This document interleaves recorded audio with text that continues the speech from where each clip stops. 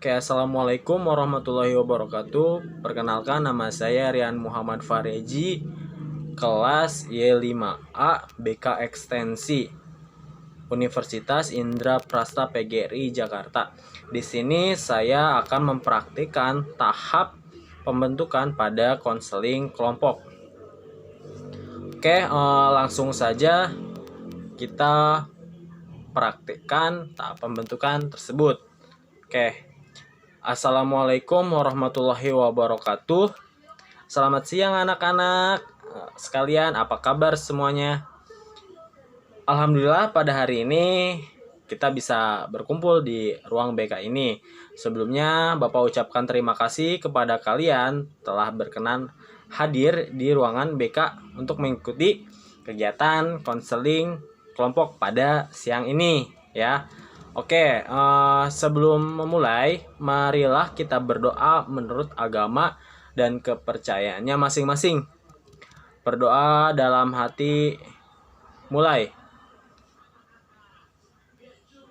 Berdoa selesai. Oke, sebelumnya Bapak akan bertanya kepada kalian, apakah kalian pernah melakukan atau mengikuti kegiatan konseling kelompok? Di sini apa kalian sudah pernah, anak-anak? Oke, baik anak-anak. Bapak di sini atau Bapak memanggil kalian ke sini ingin memberikan layanan BK yang namanya yaitu layanan konseling kelompok ya. Bapak ingin bertanya nih kepada kalian, apakah kalian sebelumnya sudah mengikuti kegiatan kelompok? Oke, jika belum atau istilahnya kalian belum pernah mengikuti kegiatan konseling kelompok, Bapak akan menjelaskan apa itu pengertian kelompok serta tujuan konseling kelompok tersebut. Oke, ada yang tahu apa itu konseling kelompok? Tidak ada yang tahu ya. Oke, Bapak jelasin.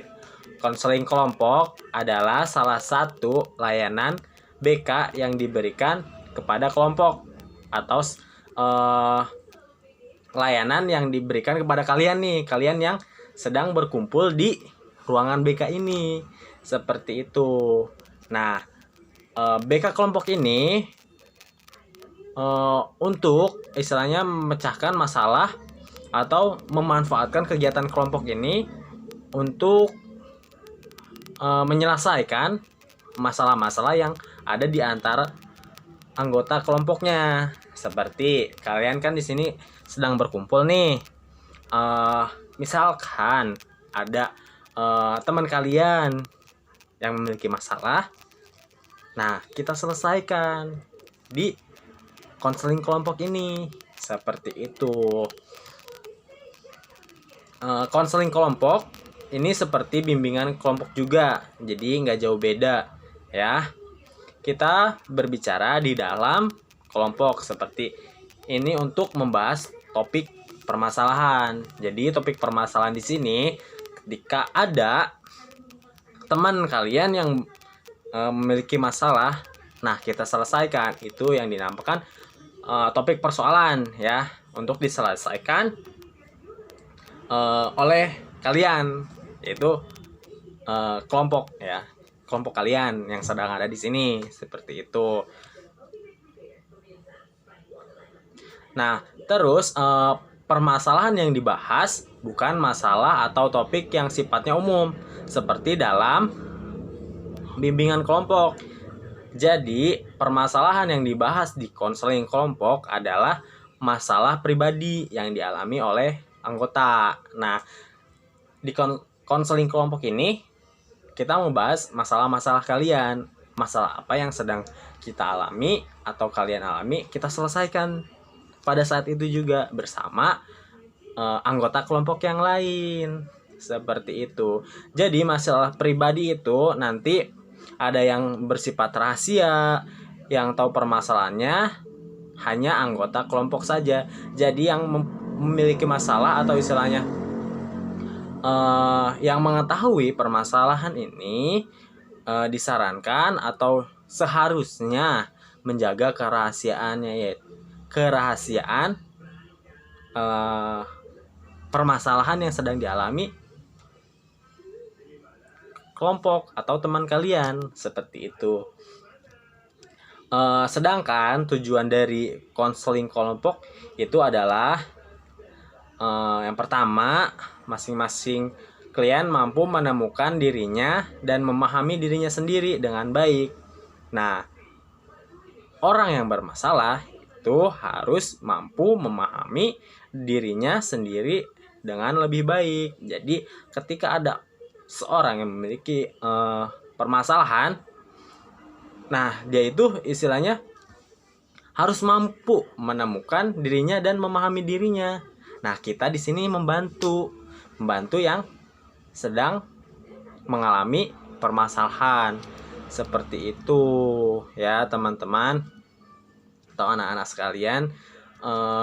Terus di sini Bapak akan menjelaskan bagaimana cara pelaksanaan dalam kegiatan konseling kelompok.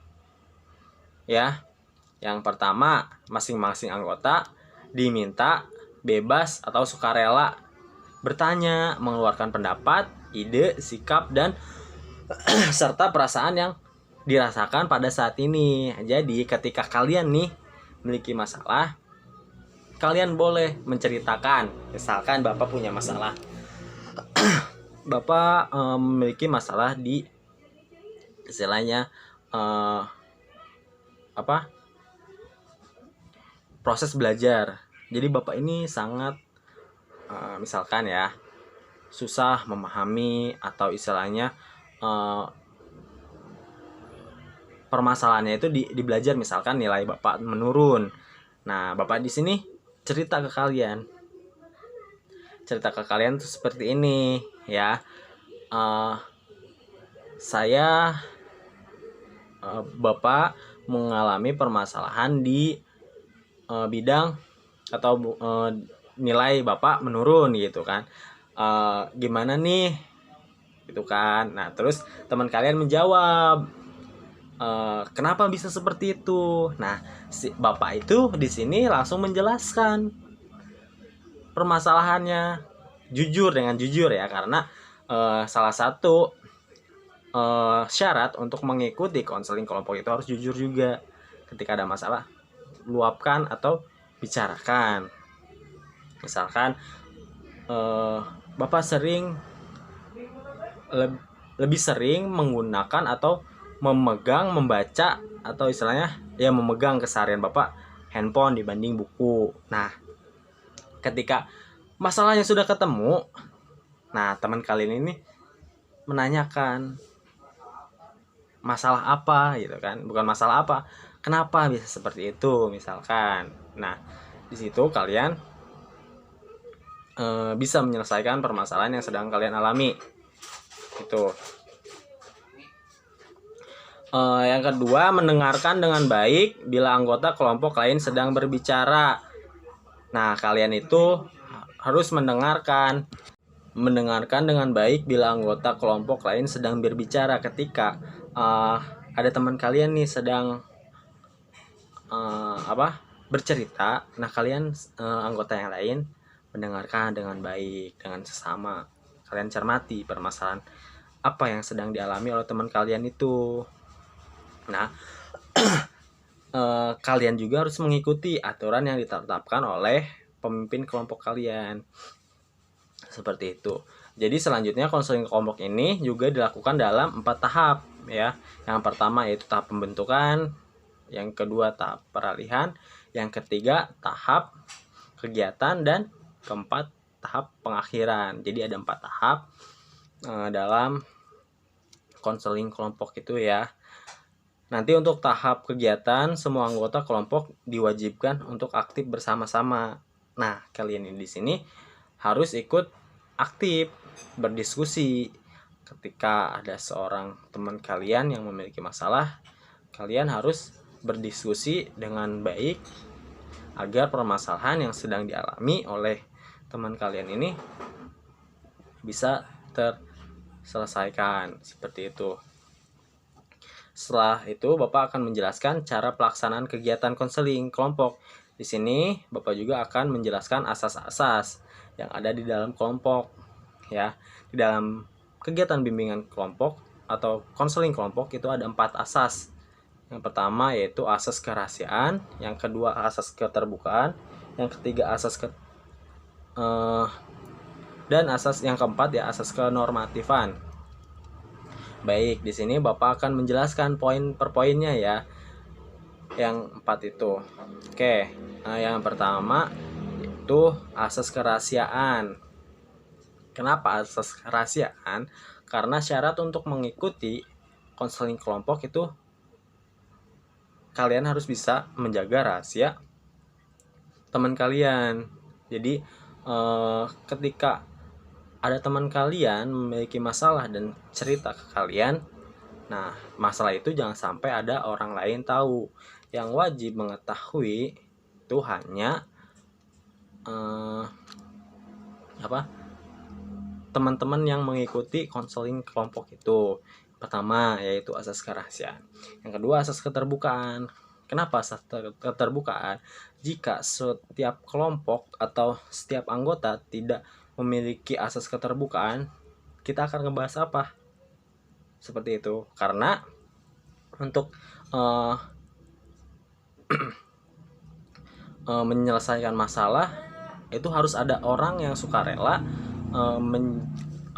menjelaskan atau membuka permasalahan apa yang sedang dialami si teman kalian ini, seperti itu. Jadi harus memiliki asas keterbukaan ya, apa yang dirasakan oleh teman kalian dan apa yang istilahnya yang dipikirkan, seperti itu. Nah, yang ketiga asas kesukarelaan. Nah, kenapa asas kesukarelaan? Jadi yang mengikuti konseling kelompok ini kalian yang istilahnya sukarela mengikuti konseling kelompok ini untuk menyelesaikan setiap permasalahan kalian, seperti itu ya. Sukarela itu istilahnya tanpa malu atau dipaksa oleh teman kalian atau pemimpin kelompok tanpa ada paksaan, itu disebut kesukarelaan ya. Nah, yang keempat asas kenormatifan. Semua yang dibicarakan dalam kelompok tidak boleh bertentangan dengan norma-norma dan kebiasaan yang berlaku, seperti itu ya. Aturan atau asas-asas dalam konseling kelompok yang harus kalian pegang teguh, seperti itu ya. Oke, selanjutnya kita perkenalkan terlebih dahulu.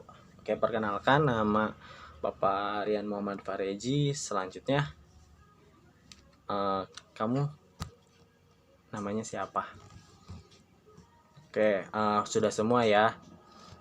Oke, cukup sekian dari saya.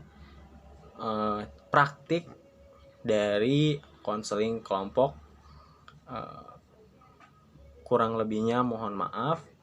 Billahi taufik wal hidayah. Wassalamualaikum warahmatullahi wabarakatuh.